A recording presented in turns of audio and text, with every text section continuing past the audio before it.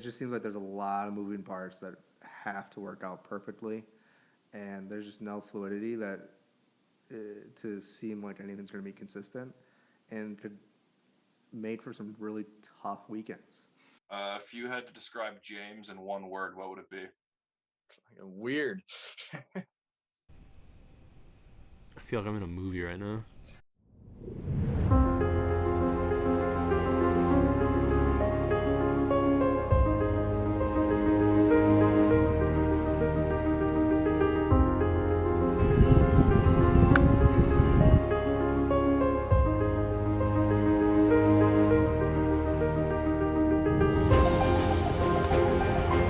Oh my God.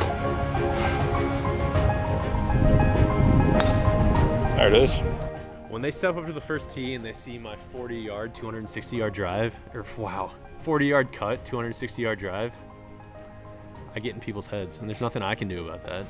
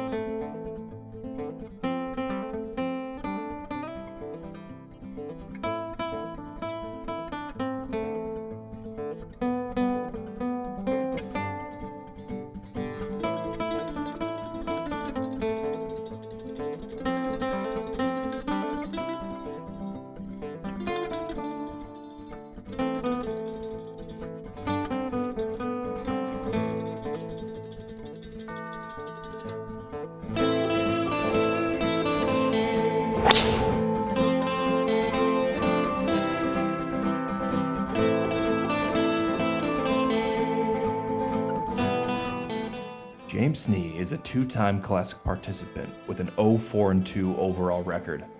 Good enough for dead last in the player rankings of participants who have played 6 matches or more. Notably, he has a win percent of 0 and a percentage of possible points scored of just 17%. But these are just stats. What James is most remembered for is probably the 2021 Classic, needing just a par on the 18th hole to send the Classic to a playoff. Well, I'll let James tell you the rest. You know, we started on the tee. I was told by you, actually, just play your nice little baby fade right down the middle of the fairway, which is exactly what I did. We're looking good. I get a pop. We're all square through 17. We're not entirely sure that our matches are going to matter. AJ goes first. Horrendous shot. Centerline bunker. I'm thinking I have it in the bag at this point. And you look at AJ just stall rocketing it right into the face of the bunker, and you're like, he's dead. So all James has to do is not do that. When all I really needed to do was hit a 54 degree, 100 yards up the middle of the fairway, get myself a shot in with a pop. Instead, I decide to get aggressive. Little do I know I'm going to hit 6 inches behind the ball. It's going to trickle 100 yards into a horrendous downhill bunker lie in a footstep, probably Riley's footstep. Don't have a shot. At that point, no hope. No hope. I know it's over then. It's not looking great, even with a pop. 1 foot out of the bunker, 1 foot in the bunker. Ball in a footstep, Riley's footstep. I decide to hit a hero shot. Doesn't go well. Goes about 15 feet. Yeah, so we got to knock this next one in for birdie from about 80 yards out. Thin it a little bit. A little thin off the toe. Front of the green, right? With a little spin. So now I got about a 40-foot off the green sidewinder. Feeling spectacular over it. And it looked spectacular the whole way. I thought it was in. I was getting ready to throw a Tiger fist bump. Stick my club up Riley's. It doesn't. It cuts right in front of the hole. Got about 6 feet left. At that time, I know it's over. I've let my team down. We were hoping for the classic AJ Foligno 3-putt for bogey, for net bogey. Didn't get that. Classy 2-putt for par to win the Classic. There's nothing much to say. Like, Can you blame it all on James? Yeah. it would have been nice to know on the tee that my match mattered. Maybe I would have not hit the 100 yards, 6 inch behind the ball chunk 4-iron into Riley's footstep, but we didn't know that. It's not my fault. I'm not going to name names, but Peter Aspenson knew exactly where we stood. He knew where he was on the team hierarchy. He could have come and let me know, but he didn't. To make matters worse, James was selected as a captain this year, and per Clamhammer Classic tradition, the captains play each other in the final singles match. Does James Snee deserve another captaincy? No. I wouldn't give him another one for like maybe another 10 years or so. After what happened at Sand Valley, I just want to separate him from any added pressure. And that's just, for me as a friend, looking out for his mental state. Overall, it was a great draft. If there's one pick that I would do over, it'd be my first pick, Peter Aspenson. I mean, overall, record-wise, points-wise, great teammate. Morale-wise, terrible. He brings you down 99% of the time. I mean, the kid has to be playing well himself to really be in a good mood on the course, which is tough. Our 4-ball match, I was playing some of the worst golf of my life. Just overall, no support, no teammate support. You know, at some point I could have turned it over or turned it around, maybe gotten something going on like the seventh hole, 8th hole. Nothing. If anything, you're just talking shit about me the whole entire time. You can't rely on him to be picking you up if you're down. So, very unfortunate, but it is what it is. He was playing like the whole time too. Just not great, you know. The reason I didn't win a single hole that day by myself is because of Pete. I lay the blame on Pete's back.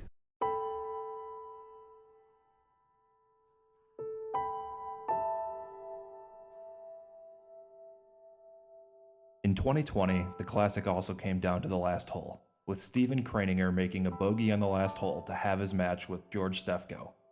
What people don't know, though, is that it's James's fault for us even getting to that point. So little do people know, I was playing my good buddy Colin Lancaster that round. 2-putt par, 1 up, heading into 18. Of course, you know, I play my classic baby fade in the right center of the fairway. Feeling good, about 290, 295 up there. Colin, just, again, duck hook is going. He's feeling good with the duck hook at this point. Water left, trees left. All we hear is the trees. We think it's gone. Obviously, it's gone. It's going right in the middle of the water. You know, Colin takes off his hat. I take off my hat. Handshake. Cade comes over. We're jumping up and down. We think the match is over. We think the Classic is won. Get up there. My ball in the fairway, like we all know, right? Yeah, right. There's a mysterious ball in the right rough. Me and Cade, celebration cools down a little bit. We think there's a possibility that could be Colin's ball. We see Riley jumping up and down. Uncomfortable sight, but we wonder why he's doing that. And then all of a sudden we realize that Colin's ball got a miracle bounce out of the middle of the water somehow. Still questionable to this day, but his ball's right there. He gets a pop, so he's hitting for net 1 from about 140 yards out. Classy shot to about 40 feet. Of course, I hit 54 degree to about 20 feet. He 2 putts from 40 feet for a net birdie. I can't get my 20-footer to go for birdie, even though I'm an unreal putter. And he wins the hole. So I get a half point. Still haven't won a match. At that point, even though it was my first Classic, I still haven't won a match to this day. With all the negativity that surrounds Snee, there is one shining bright spot. In the 2020 Classic, James Snee was paired with George Stefko in an attempt to down the team of Jordan Bergeis and Eric Pritt in a 4-ball match at Harbor Shores. After a shocking front nine and going 4 down heading into the back nine, all seemed lost for the team of Snee and Stefko. Yeah, let's start with the front nine, because I'd like to lay the blame fully on Stefko. 100%. I was playing to my handicap, but everyone knows that whenever me and Stefko get together on a team, it doesn't go well. And Stefko fully proved that by the way he was playing golf, that front nine at Harbor Shores. Had he been playing, or had we just been keeping score of his own ball, he probably would have shot 49. Just ugly golf. And I've never seen Burgeis more hot with his putter. Just unreal. Draining 10, 15, 20 footers. Couldn't be stopped. So we're 4 down, heading into the back nine. I think it's over. We make a quick pit stop at the halfway house. I spent $60 on vodka lemonades for the group because Pritt promised he'd pay me back. I never did receive that Venmo. We get to 13, still 4 down. And I decided it's time to start playing real golf. I decided to start dropping it in the slot. I decided to start releasing the club face, transferring the weight from right foot to left. You know, I make birdie on 13. Do the same thing on 14, make birdie. 15, I decided to make a birdie too. You know, we're getting on to 16. 1 down. All 4 of us decide to just pump it right in the water. We get up there, you know, we're not able to drop on the other side of the water.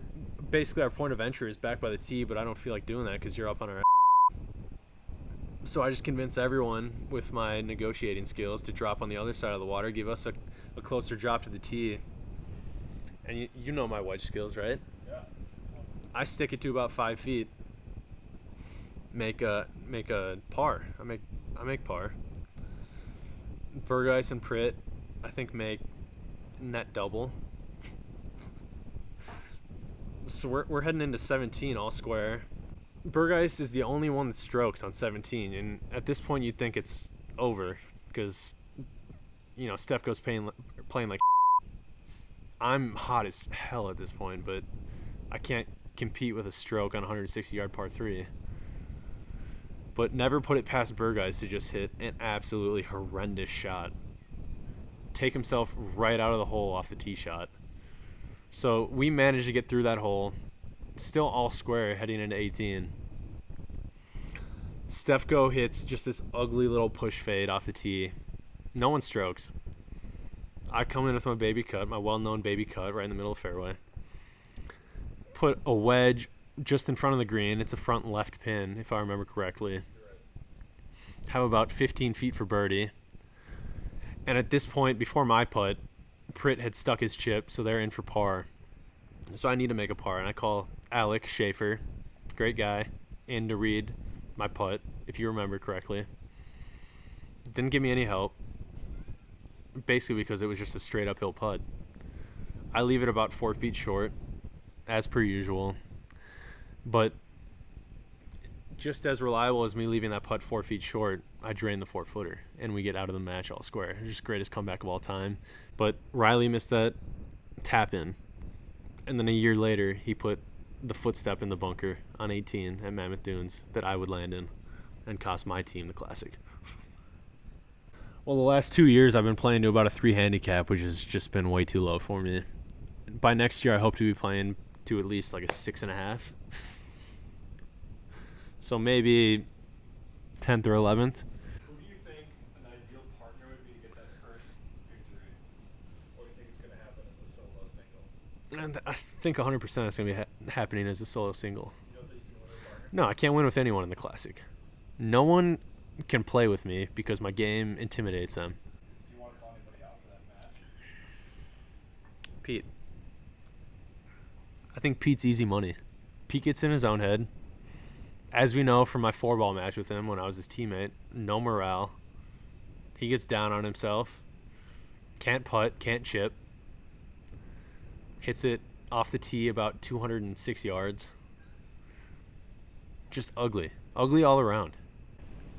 I feel like I need strokes. I feel for best ball I need to have I need Drew back. I'd like to have Drew for either round, but 4-ball especially. I think we could go off. So where does James Snee go from here? In the few days I spent filming this episode with him, a few things became obvious. James understands that he's virtually useless at a 3.5 handicap, and I think he'll be working hard this offseason to get that up. Despite his horrendous record, people want to play with James. His dry demeanor on the golf course definitely eases the anxiety of some of the more uptight players. His failures on the golf course clearly still eat at him, but you can't kill someone that's already dead. There is a grave confidence about him, and if he gets that handicap up above a 6, look out. He's poised for a breakout. In the right hands, under the right circumstances, Snee is a sleeping giant waiting to be awoken. Will he get that first win in 2022? Only time will tell.